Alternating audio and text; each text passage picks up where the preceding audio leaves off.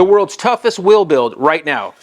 We're at Faster USA in Temecula, California. Check this out. Okay, here's our Husqvarna 400 hub that's been blasted, Cerakoted, new bearings from Japan pressed in here. This is all part of the services that Faster USA does.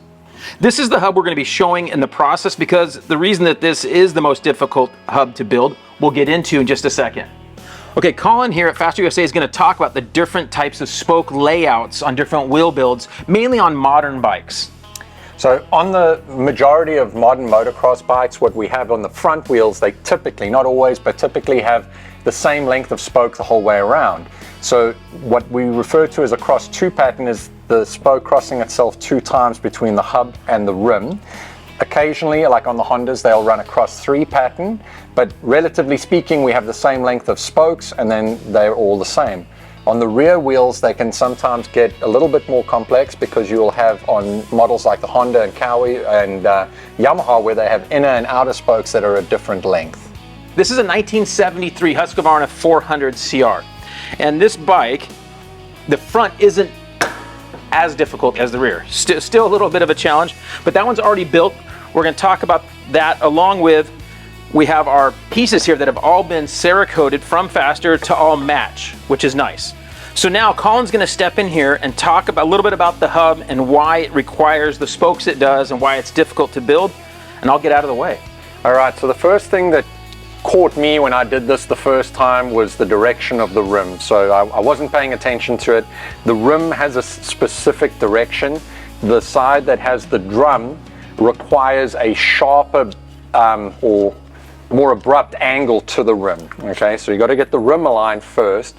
The next thing is that we've got our sprocket holes, and we have to line it up where we have this sprocket hole on the indent of this top spoke recess right here.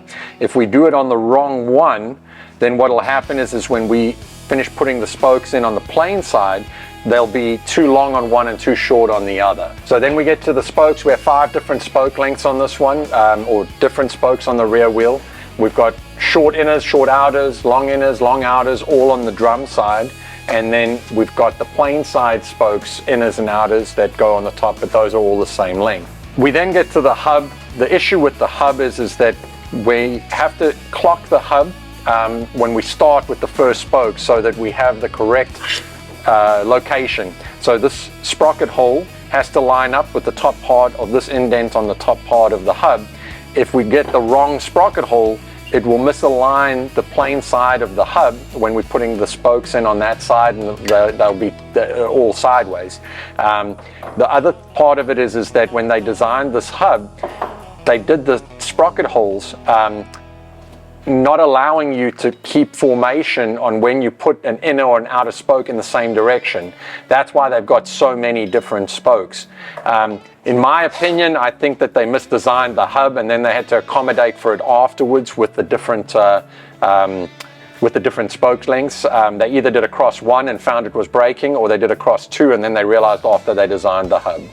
So that's what we have to deal with. All right, we're going to get started on the wheel. First thing that we do when we build it is Brent and I normally will put tape on the rim. The reason for that is on these older ones, when we're doing it, a lot of the time you have to have the spokes in, and sometimes it scratches the rim, especially when it's this old, so a little bit extra time helps out. Okay, so I got my little cheat sheet. In essence, this is just a photo of one that we had previously.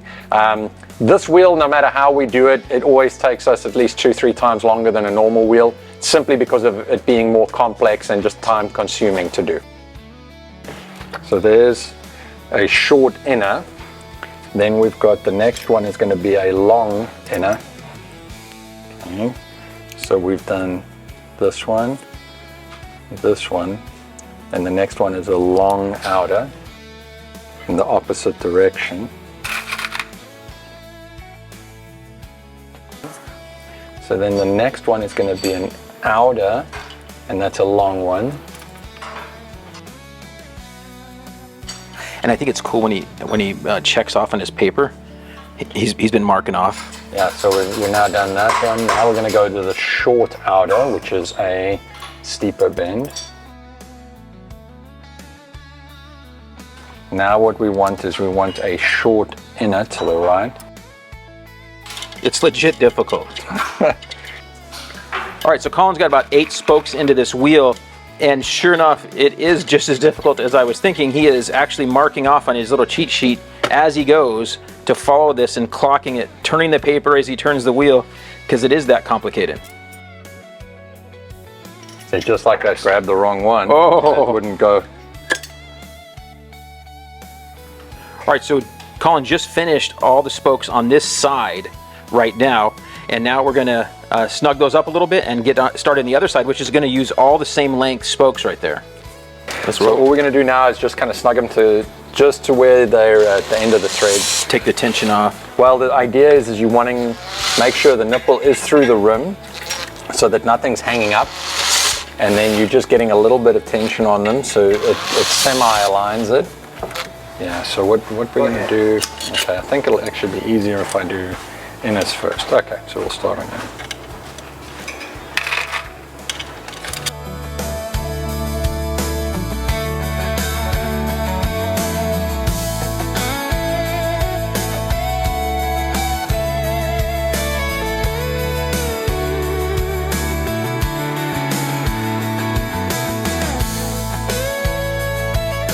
Okay, so I got all this done. No, Colin's done a good job here so far. Some things we've talked about off camera that I want to mention is we had a really good, decent condition stock wheels, and we wanted to repurpose those.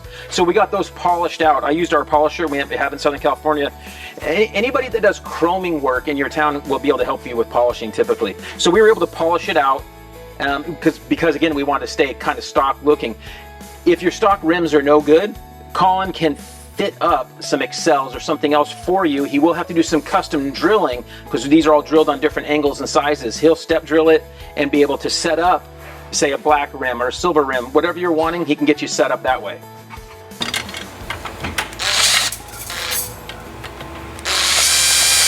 Yeah, that flat blade is not ideal, right? It doesn't help the cause.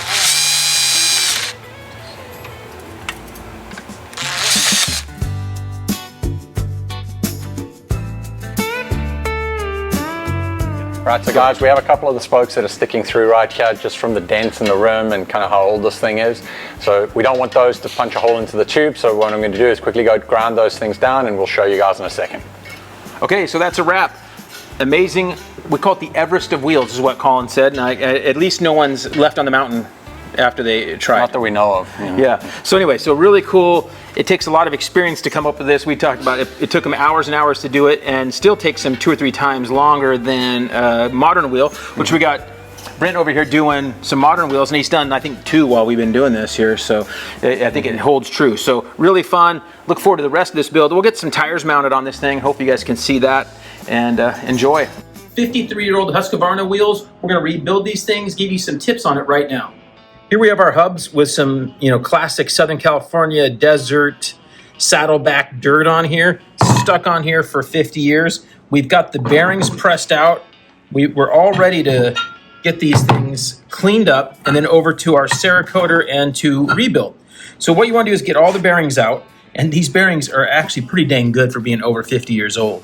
These are the original Akron rims we pulled off. We cut off the spokes. We needed new spokes, of course, and we got these polished. In Southern California, we have a polisher we use. So if anybody does chrome work in your area, if they do chrome bumpers or any type of metal work, you could find someone that can hand polish out things like this, and it looks just amazing, doesn't it? So we have our rims ready to go, and now we're going to get these cleaned up a little bit more before we send them over to our wheel rebuilder.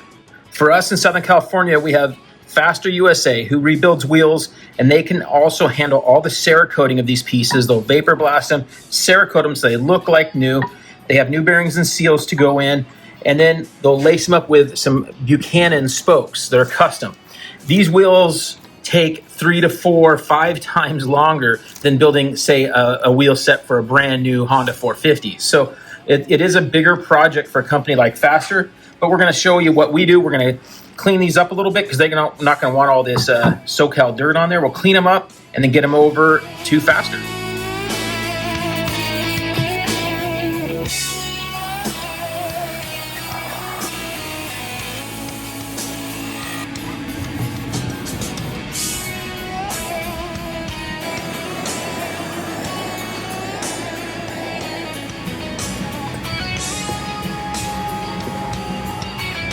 Like, comment, subscribe, all that stuff. PB Blaster is that penetrant catalyst that really breaks loose those old stubborn bolts. Been around for years and years.